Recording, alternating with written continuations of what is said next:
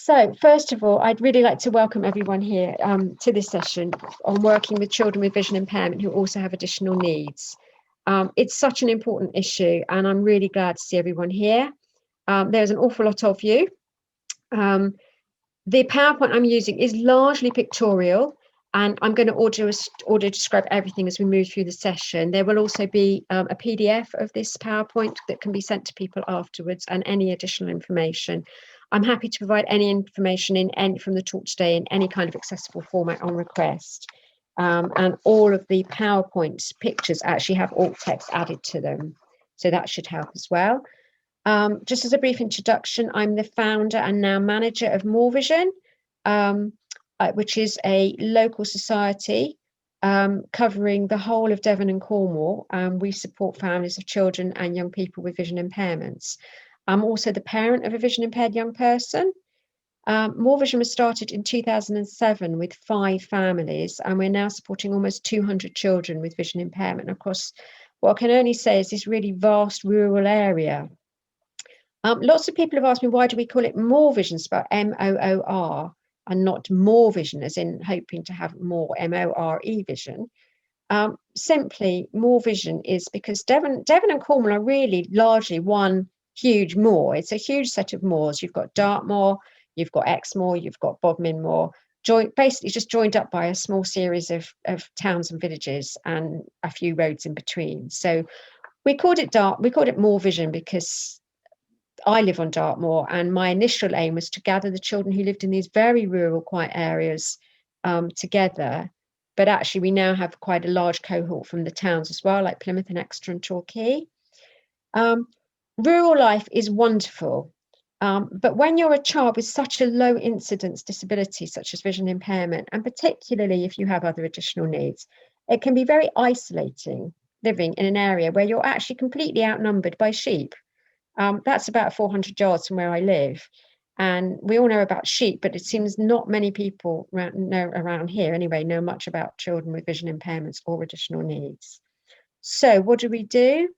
Moorvision brings the children together along with their families, and we offer information, advice, support, advocacy, activities, residentials, training, and friendship. And I can honestly say that this year, with the difficulties we've had, apart obviously from the residentials, which we have had to put on hold, though they are postponed, not cancelled, we have continued to offer all of that support to our families. The picture is a picture of 4 children. There's actually 2 around the back as well, who are with arms outstretched around a tree on one of our nature days. You can't see them very clearly, the children, but 2 of those children do have additional needs on top of their vision impairment. So for the purposes of this talk, when I say additional needs, I'm talking about additional needs on top of the vision impairment. So that's what we do. Who are we actually talking about? Just a few stats here. The first graph shows that a statistic I'm sure you all know, which is 95% of people with vision impairment are age over 65. So children, young people, and working age people are already in a huge minority in the sight loss world. So the green wedge, which takes up just 5% of the circle, is purely people under 65. And if you can imagine, only a fraction of those are under 25. It's a very, very, very low incidence disability of childhood.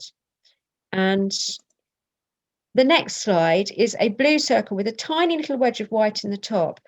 And this is looking not at the vision impairment population, but it's looking at the childhood population. And there are only 0.2% of children in the UK who have a vision impairment. And I didn't even bother to colour that little white wedge in because it was too small to be bothered to colour it in. It's just almost not there. And when we take things on from there, it's thought that, so yeah, that 0.2% of children equates to about 40,000 children under the age of 25, of whom about 25,500 are under the age of 17. It's estimated that of this group, this tiny, tiny group, 45 to 50% of them have an additional need. And the line there is actually narrower. It doesn't look it, but I don't think it could get much narrower. So 0.1% of children in the UK have both a vision impairment and an additional need. The additional needs range from mild to profound. We are talking about additional needs in terms of cognitive, physical, behavioural, emotional, and quite frequently complex and multiple disabilities. For a child who's already vision impaired, having these additional disabilities adds hugely to their existing implications for them in all areas of learning and development, in how they access their education, in how they access the extracurricular opportunities, and in transition to adult life. And it's really vital, I think, that all of those who are responsible in providing their statutory education, health and social care provide a really multidisciplinary approach to their provision. Because without this, these children, there are so many very large holes in the nets for these children to slip through. And this applies obviously to the voluntary sector as well. So here at Moorvision, we are fully committed to including all children with vision impairment who have additional needs, regardless of the type or level of their additional needs, whether they have more than one additional need, and right through to the children who have the most complex additional needs. We are committed to including them in all that we do. Whenever we're planning events and activities, whether they're virtual or in real life, we ensure that all of our activities are VI friendly, obviously, and I'm sure we all do that. But we then also try to ensure that the activities are multi-disability friendly, which is not so easy. We do achieve this in almost all that we offer, and we can see here there's 2 children. I obviously have permission from all the families to share the case studies that I'm going to talk about today and the pictures. In one picture, 2 children are looking very avidly at something, and another, a little boy, is collecting a present from Father Christmas. Both of these children have a variety of additional needs. When we run an activity that can't be made fully accessible, we always make sure there's something else on offer at the same time. But I think the most important thing is that activities can be made accessible, and we can see here we've got children in special slings and harnesses doing things like rock climbing, abseiling. We have somebody on a touch tour at a theatre who's able to get very close to one of the actors and the costumes. There's nearly always a way it can be done, and when we can't do it, if we really, really can't do it, what we do is we make sure an alternative. So it might be that it might be that all of the children with vision impairment are doing something which is not particularly wheelchair friendly, but there's nearly always a way around it. I'm not going to give you what those things are, because that's the work I want you to do when we break into groups. So I'm not going to give you too many of the answers in advance. We've also ensured that all of our virtual and online delivery has been equally accessible to children with complex needs, and that is going to be one of the groups, is talking about how that can be done. One of the things we found really useful is we have a trustee, we've had for about 4 years now, a trustee who is herself a parent of a child with very complex needs and severe vision impairments. And we've also got several volunteers who actually work in a local school with children with complex needs and vision impairment. And they have been invaluable in our delivery because they have those skills which we really need. So I'm going to be asking you later in the session to break into groups, and each group will have a particular activity to look at and to talk about how you would make that accessible to children with a wide range of needs. But like I say, I'm not going to give too much away at this stage. So what I'm going to do instead is look at some case studies of 4 of our children in Moorvision that we've been working with for really a long time now. So case study number 1 is Harrison and Cooper. Harrison and Cooper. Harrison is on the left. He's in a lovely wheelchair with a kind of bright red background, and around giving him a hug with his arm around his neck is his identical twin brother Cooper. Harrison and Cooper are one of the many sets of twins in Moorvision. As I'm sure you know, twins can arrive prematurely or have complications at birth, and the rate of disability in twin births is higher than in single births. In a charity of our size, you'd expect 2 or 3 sets of twins by the law of average, and we have 6 sets of twins and a set of triplets. Harrison is registered severely sight impaired and has quadriplegic cerebral palsy. He's reliant on a wheelchair and he attends a special school. He's very able to make himself understood, and he's cognitively very able. Cooper has just a mild visual impairment and no other additional needs, and he has just won a place at the local grammar school, which is great. And so the question for us was, how do we include both boys in our activities? And more importantly, why? So the first thing I would say is that choice of venue is absolutely vital. Whether you're taking these children to an activity park, a residential centre, a theatre, a cafe, the choice of venue is really important, because some venues will be set up for providing for children with additional needs. Some of them will work with you to improve their provision. Choice of activity, I don't tend to say you can or can't do anything. I can honestly say these boys have done it all with us. They have canoed, they've abseiled, they've done beachcombing, we've done crazy golf, we've done train rides, pantomimes, and they always do things together. They have a motto, which is, anything I can do, my brother can do better. And both of them have the same motto, which I think is lovely. Being the sibling, especially the identical twin to a child with a severe disability, is not always easy. So we do make sure that the siblings are included in all of our work. We have worked so hard with these boys for so long to ensure that they're included. And I think this has really been borne out in the relationship. We've got two pictures here. One is of Harrison in a canoe with his parents, and the other one is in his wheelchair at a local park. And I think this picture really sums up the success of our activities, that you have two boys who have both been fully included in, that was actually a beachcombing day. Cooper is hugging Harrison as tightly as can be. The boys are absolutely fantastic together. They are so supportive of each other, and they do have a very special relationship, which we have helped foster as much as possible. We will have time at the end to take any questions about these various case studies. So that's our first, that's Harrison and Cooper, who've been with us for about 8 years, I think now. Different situation now is Abby and her best friend Arthur, but we're going to mostly focus on Abby. Abby is on the right, and she's 11 years old, and she's just started at secondary school. Abby and her mum have asked me to let you know that Abby has alopecia. She's not undergoing treatment for cancer. She did want that to be quite clear. She's pictured here, as I said, with her best friend, and they both have a multisensory impairment and additional needs. They live 30 miles apart, they go to different schools, and they would never have met if it hadn't been through Moorvision. Abby has a condition called charge syndrome. Charge originates from the most common manifestations of the syndrome, which are coloboma of the eye, hence the visual impairments, heart defects, atresia of the, I think this is pronounced choana, atresia, which is actually where there's a narrowing or blocked passages between the nose and the throat, delays in development and growth, and ear abnormalities and deafness.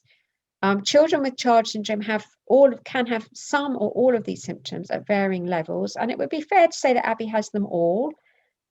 She's registered as multisensory impaired and attends a special school. Abby finds it really difficult to follow instructions, both visually and auditory. She is full of enthusiasm and she wants to do absolutely everything.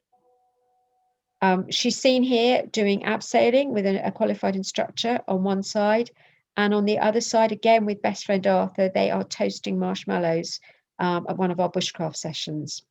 One of the joys of living in this rural area is we have plenty of access to this kind of thing. She particularly loves swimming, but without her glasses and hearing aids, it's really difficult for her to communicate when she's in the pool. So we were able to introduce her family to some very simple hands-on signs that could be used with her in the pool. So she can now make herself heard because she can speak. But we now have a way to communicate with her, which is, it's time to get out. Are you cold? Cold, hot, all of those kind of things. She's failed so far to understand it's time to get out, and we actually think that's deliberate, that she doesn't ever want to get out of the pool. One of Abby's favorite activities is abseiling, and she will shout out Abby abseiling because she loves that phrase. She loves marshmallows, she loves animals, and she loves pizza, and we have made sure again that everything we have done has been made fully accessible to a child with multisensory impairment, with learning difficulties and with physical needs. She is such a regular attender at our activities, and someone that we feel has a great future ahead of her. We're going to come on to the third case study now, which is a little bit different. This rather brooding looking young man. Ollie is 17, and he's a bit unusual because he managed to become involved with Moorvision, but completely the wrong way round in terms of additional needs and vision impairments. Ollie is 16. He's actually the son of our Moorvision accounts and fundraising administrator.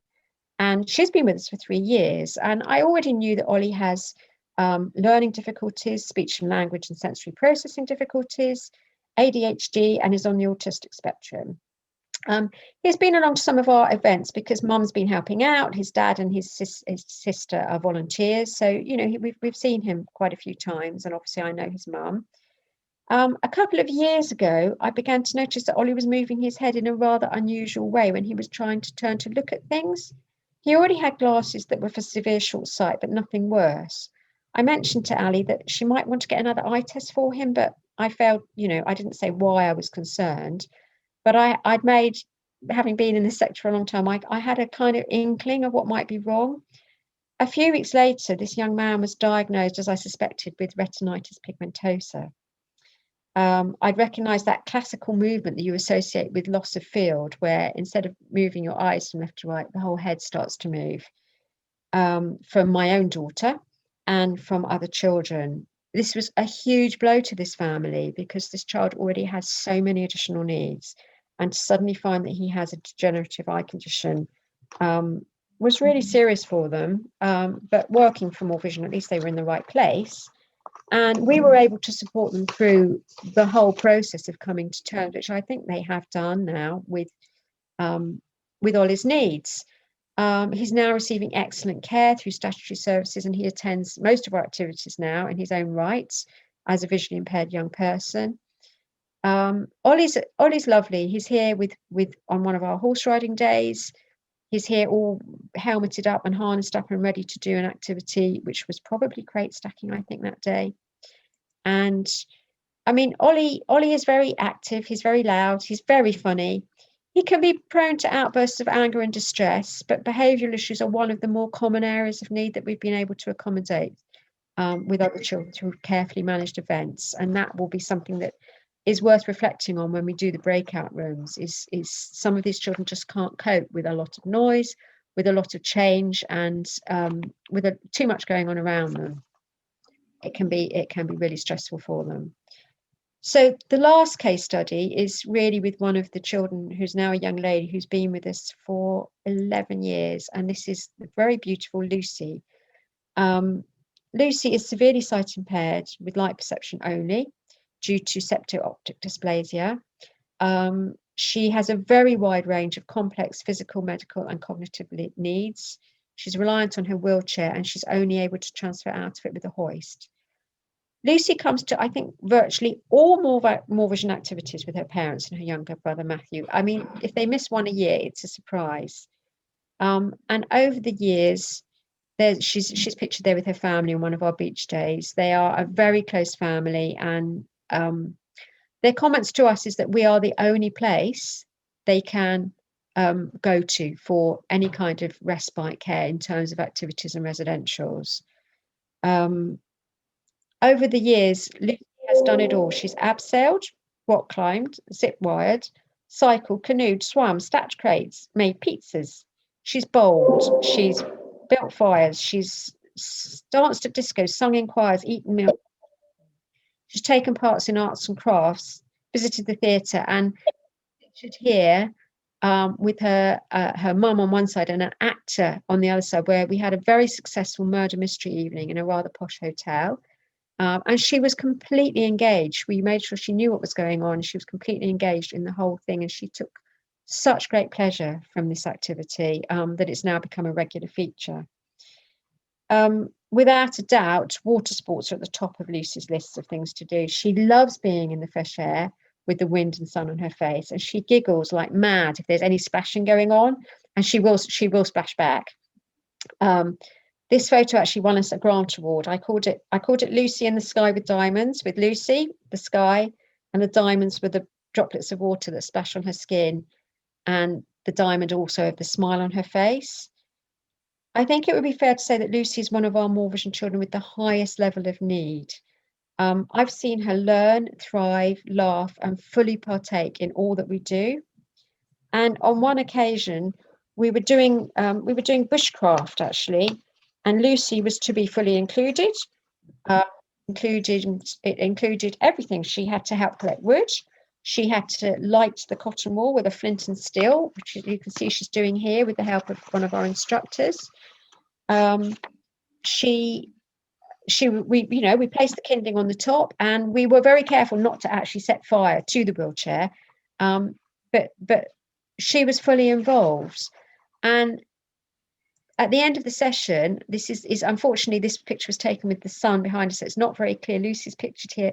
She's toasting a marshmallow on a very long stick in the fire, and she's looking into the eyes of the instructor.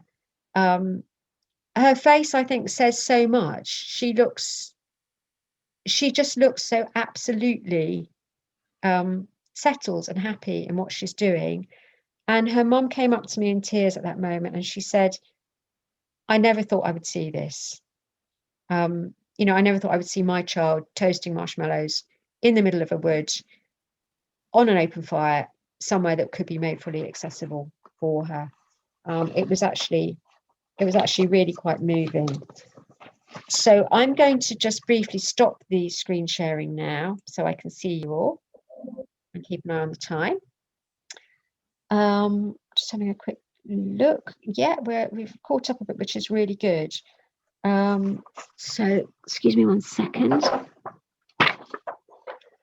So I think if you have any questions, if we could save them till the end, that would be helpful. And what I'd like to do now is we're going to go into breakout rooms, which I think Visionary are going to organise for us. And I'd like you to work with the other people in your room, and you will be assigned a breakout room, which I'm going to have to start screen sharing again.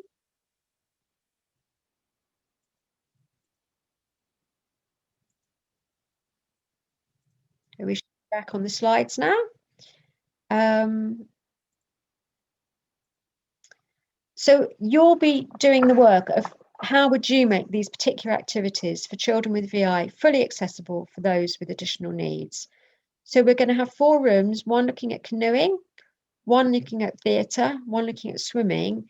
And I've really put a tough one in here, but I couldn't not include it, but one looking at virtual and Zoom. So virtual activities and actually getting together on Zoom for children with a range of needs, including visual and all other additional needs. I hope that the case studies have given you a few clues as to where we go with this.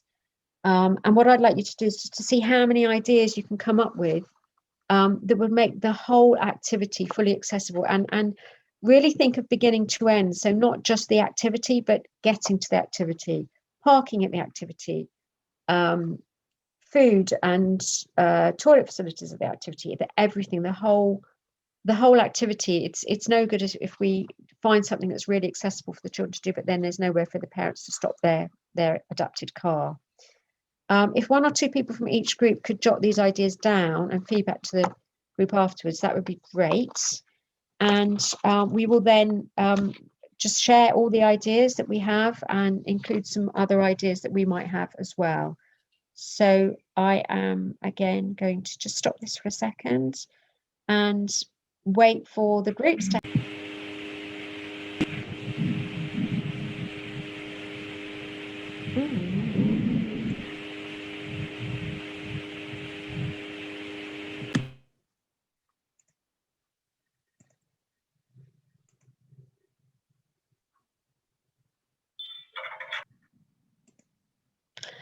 Hi everyone. So I hope that I think I managed to get around 3 of your 4 groups. I'm sorry for the group I didn't get to, just to have a quick chat to see how you're going.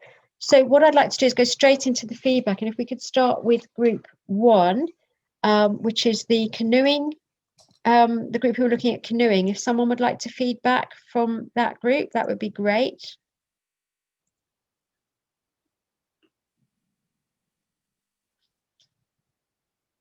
Do you have somebody from group 1 canoeing who could feedback to us with their ideas for making canoeing accessible?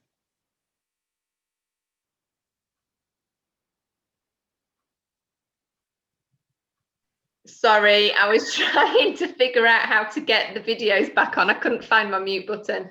I don't know if anybody else wants to feedback. Jump in if you want to say anything. So yeah, we were looking at canoeing. I'm Fiona from Henshaws. We talked a little bit about our own experiences of canoeing with visually impaired youngsters, but none of us had really done it with any with complex needs. I think it's Amy, maybe. I think that's your name. Sorry, I can't see everybody's video. Who is from a charity in the South Lakes, and they have been to various outdoor pursuit centres that are set up to be quite accessible. So the first thing we kind of said was to find somewhere that is experienced and capable and set up for providing experiences for young people with disabilities and complex needs, so that they've got all the equipment, maybe hoists, accessible canoes, that kind of thing. Doing a recce beforehand, making sure that they are set up how you want them to be set up, and that you get a good feel for the staff and their knowledge and experience. That you can check out the how to get up to the water and make sure that that's accessible. Yeah, all those kind of things. Right. And then making it a full sensory experience, like being able to actually touch the water and all that kind of stuff. What I'm going to do is because this is being being recorded, Tayaba? Are we recording? Hopefully this is being, yes. Yeah, and then what I'm going to do is I'm going to combine all of the information from everybody along with my original notes to make sure everyone gets sent all of this information afterwards. So all the feedback will be sent to you as a kind of coherent package.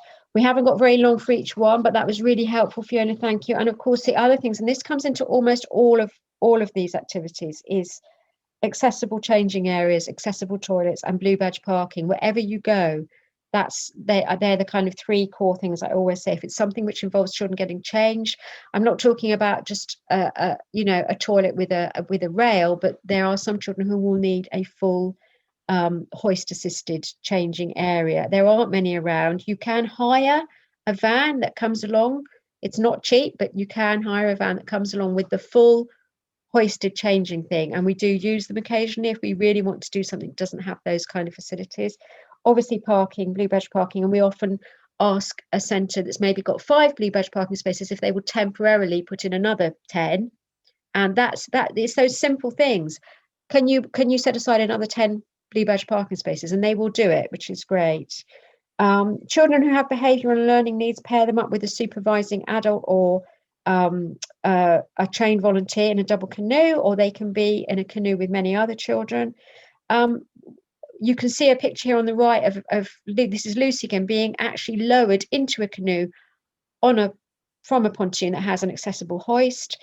And for the what was dragon boating, where she couldn't get in the canoe, we had a power boat going along the side of the canoe with the children who were in their wheelchairs. So they came along with us on the trip. They had their own little oars to hold. They splashed. They were fully involved. There's nearly always a way around it, which is really good. So if we could go on quickly to breakout room 2, please, which was theatre. Hi, yes, that was us. I'm Kim and I'm from Guide Dogs. So we said about the venue was really important. Obviously knowing the venue, we had a venue that could provide touch tours so that children could get behind the scenes, meet actors, actresses, touch the costumes and things like that. If we had a venue that didn't offer that, we said about 3D touch bags to take along. So items in it, say if they were watching Cinderella with a glass slipper sort of thing and a pumpkin for the carriage, so that they've got proper 3D objects that they can use at the appropriate parts of the performance. A performance with audio description, either via headset or a person with them to give them some audio description. Pre-teaching some concepts. And maybe even the story, just so there's no unexpected things for children that, might not be, more along the autistic spectrum and things like that. Education was a big thing for the venues and, building these positive relationships with these venues, so that, it's not you know, initially when people hear about a group of children coming with perhaps complex needs, they get quite scared about the prospect, and actually it's not that scary, and you know, you can work with them to make sure that everything can run smoothly, and really engage them.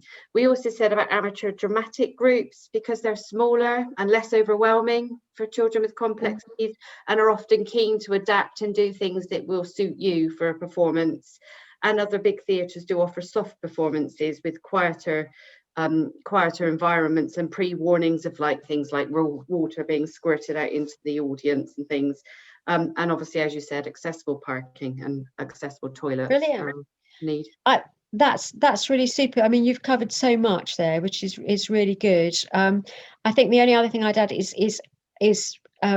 organisation. We every February we book 150 seats, the first 6 rows of our local theatre, for a performance which is going to be fully audio described, and we book up all the wheelchair seats. We do it in that far in advance, and we do it every year. So now they come, you know, they now contact us rather than us contacting them. The touch tours, as you can see, there's 2 pictures here of 2 children engaging in a touch tour. Both children have complex needs. They are so important. Another thing to remember is hearing loops for children who have multisensory impairments, and particularly I loved the conversation about the relaxed performances. We do offer smaller relaxed performances for some of our children, which is so important. Theatre, we've done some wonderful theatre with our children, and we've also done drama workshops with them as well, which is a whole nother set of activities. But we most years, obviously not this year, we would have that many people coming to the theatre with us. We also have formed a relationship with a local theatre where we now choose 6 performances a year that we choose, so for different ages of children, and they audio describe the ones we ask them to do. And we get priority seating and a touch tour for all of those as well. So really, if you can get a good relationship with your local theatre, that's great. So if we could just go on to swimming now, which was group 3. Hi there, yeah, I'm Ruth, and I work for Look UK. Our group was discussing swimming, and initially we thought it began with the risk assessment, so going to the pool and figuring out parking, any additional parking that's needed, potentially using maybe accessible transport as well, so you, maybe some children could come together.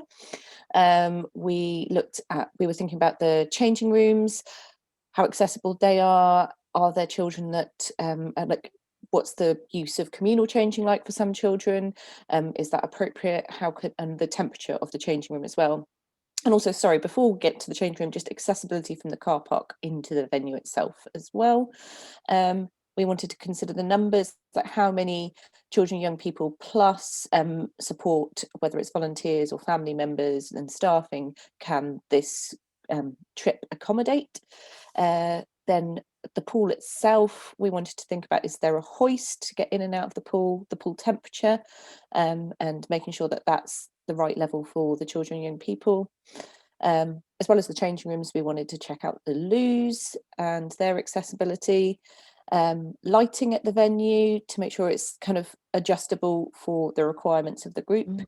We have just noted down COVID considerations, because potentially when people can do face-to-face, that's something to still continue to think about and consider.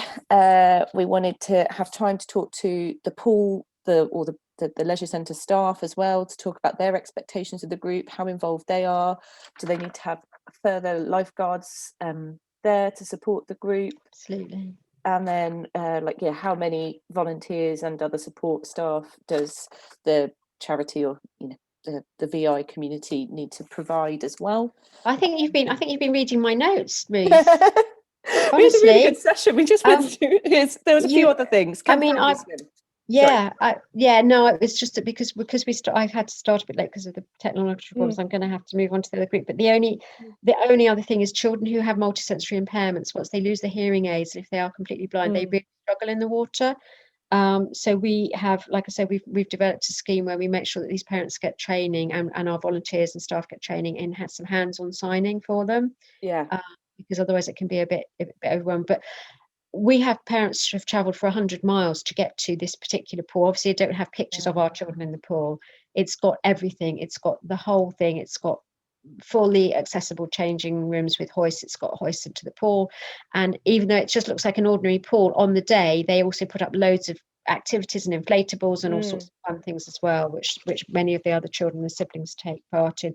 The thing you said about lifeguards is vital. We do ask for more lifeguards. We will pay for more lifeguards. But quite often, actually, what we find is that some of their lifeguards have offered their voluntary time to just come in and be the extra lifeguards, which is really super. So that's brilliant. So finally, the last group is the virtual and Zoom group. What's popping up is some pictures of some of the virtual activities. When we say virtual activities, what we've done is through the summer, we have sent packs and at Halloween, and we're doing the same because we've sent packs of activities to families, and then we meet once a week on Zoom to talk about them. So whoever did that group, if they could feed back to us in fairly quickly. Sue here, I think I've been volunteered. We said Zoom, the world's our oyster, because nobody has to travel, and that makes a huge difference with all the pre-planning. Ensuring that you've got some carer or family support to support the young person at the other end, and also somebody that's good at delivering, so a professional to deliver it, or somebody within your own group to deliver whatever the session is. Sending out packs up front, we got that one down. So an example was a felting workshop, to send out small envelopes with the things that you need.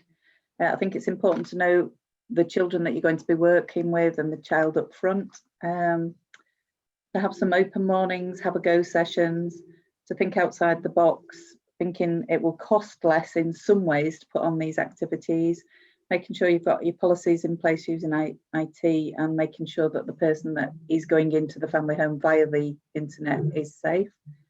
Some of the challenges that we talked about were difficulties within the home situation, as in dogs barking, roadworks outside, etc. Internet access is a huge thing, so whether it can be done by phone. Sometimes tech can cause interference with audio aids that young people might be using. Engagement of families in the first place may be a challenge. Those hard to reach families that are always hard to reach. May not engage better with mobile facility, mobile phones and things. And look at the charities that are already doing it, like Moorvision, like Look, those charities that are. And we're always happy to. I have to say, well, first of all, thank you to everyone who fed back. That's really helpful. I shared I think it was actually via Donna Stevenson, who does children and families work for Pocklington Trust. I shared all our activities, summer and Halloween. I am happy just simply to send them as Word files for you to adapt. I'm always happy to share the work we do. I think it's so important that people don't have much time and we don't reinvent the wheel. Virtual activities, we did a whole series of them over the summer. We had rainbow cooking because of the rainbow theme. We had a science and nature week where they did these lovely things, making like bird feeders. We did arts and crafts, we did festivals, we just had an amazing summer. And I think one parent actually said to me, by the time we'd done a term of lockdown, this is, you'll see the little girl in a minute, she said, this was the Halloween one. This was pasta, lovely tactile pasta skeletons, very tactile pumpkins, very tactile cooking. And we sent out all the instructions and packs and information. Some parents we actually sent out materials for it. And then they got together on Zoom to talk about it. But this mum said, by the time we'd done a term of lockdown and the summer holidays hit, we were completely exhausted and run out of all ideas and enthusiasm. Your weekly kits of things to do just took away all the stress and thinking. We followed them religiously, and it gave us, our daughter and her brother, so much focus, fun and enjoyment for the full 6 weeks. Thank you. And this little girl is here seen doing one of the activities that we suggested, which was a rainbow cloud with all the lovely rainbows coming down from it. And these parents literally did 6 days a week of our activities and just said, next time could we do 7, which was quite interesting. In terms of Zoom, we've done everything really. My guidelines for Zoom are small groups, work much better than big groups, audio describe everything, have parents, carers and older siblings assisting, making sure that everyone knows who's talking, because of course children don't. We have to say, this is Susan talking, this is so-and-so talking. 1 at a time rule. Lots of music, lots of stories, lots of quizzes, lots of jokes. They love jokes on Zoom. Food, bring your own food. We have little food parties. Lots of laughter. And we also run extra support groups. We do lots of support groups for our parents and carers, but we have a special support group once a month for parents and carers of children with complex needs. bringing in people from the outside, we found someone who was prepared to dress in black and do dance moves to things like Monster Mash and Ghostbusters against a white background. And for the children who had some sight, they could see him. And we had all of these children copying and doing the most amazing Halloween dances. Expect things to go wrong. Always expect things to go wrong on Zoom with these children. They will. And it just has to be part of it. And 10 minutes before this party, I cut my finger really badly, strapped it up. And during the party, one of the eagle-eyed siblings said, "Oh, you've got fake blood. You've got fake blood." It was actually real blood dripping down. And literally within 2 minutes of the party ending, I arrived at A&E with my hat, my witch's hat and costume, and this very bloody finger. And they weren't going to let me in because they thought it was a joke. Anyway, I came away with stitches. So yeah, things will go wrong. The final thing is, like I say, we do Halloween. We did stories. We did a quiz. One thing I do want to say is use external bodies as much as possible. We used share screen. I hope this is going to work because it's a bit of a tricky one.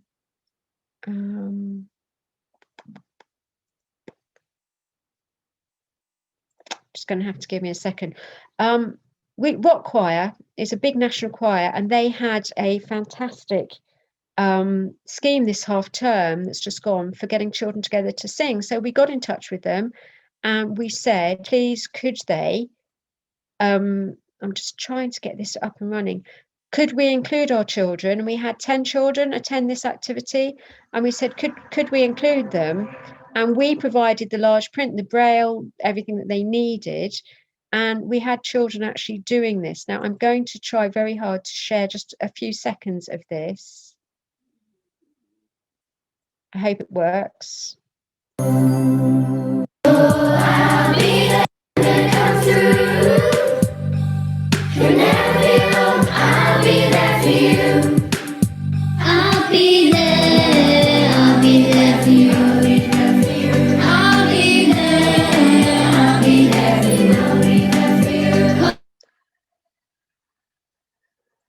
So hopefully I hope you could hear that. We had 10 children, 7 of whom had additional needs. We funded it for them. It was meant to be £25 per child, but actually Rock Choir only charges 15. We provided the Braille, we provided large print, we provided the support, and they did this, and they are now on this video forever. It was hugely successful for us. The cost was low, the workload was incredibly low. I just had to organise it. It was, you know, I did join in. I do actually sing in Rock Choir.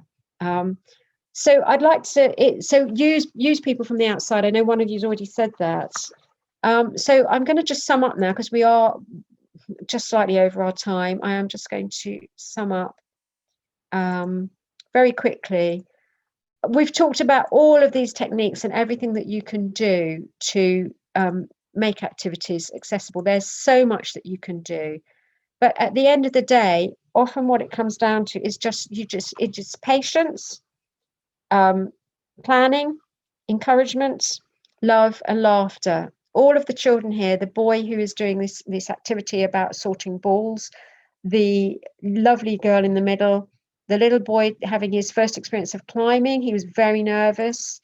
All of these children have complex needs. There's a little girl shown on the bottom right there who's doing a craft activity with one of our visually impaired volunteers, an older lady who is herself visually impaired. And I think the love between them is quite tangible. We just feel so strongly that these are the children who need, as even more than the children who are visually impaired, the children who are visually impaired with additional needs, they need us so much. And with a combination, like I say, of very careful planning, lots of ideas, lots of organisation, lots and lots of support and encouragement, they are flying, these kids.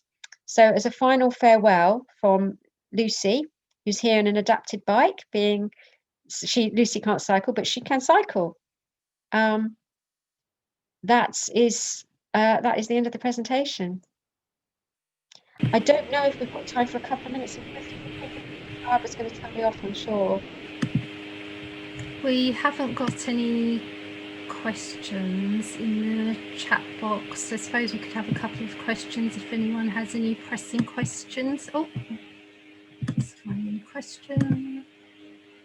No, it's just a comment. I spotted one question come up saying, how is the Moorvision funded? Yeah, I think I answered that actually, and I said I put my email address in there, and because obviously it would take me another full session. I could run an hour session purely on how it's funded. Yeah. All I would say is we have an extremely diverse income stream, from fundraising, donations, online, and grants and trusts. Hugely I have diverse. a question from Carol. How do you cope with the geography of your area? It's a very good question because we are huge, especially since we've taken on Cornwall. We move our activities around all the time, so we will put activities on covering the whole area. So it's not always the same parents who have to travel. We offer for young people who are able to travel by train. We offer pickups and taxis from stations. But we are amazed people will travel. We're having a little Christmas meal, if restrictions allow, for 12 teenagers in December, and we have a girl traveling from Penzance to Exeter for it, which is 2-3 hours. One of the things is I think we've been going for quite a long time now, and they've all bonded and made friends with each other, so they will come. They travel, and we travel, and they travel basically. So we will go to the Eden Project in Cornwall. We will have a residential in Barnstaple in North Devon. We cover the whole area. We do travel usually. Thanks, Laura. One last question I think we can squeeze in. How do you engage the hard to reach families?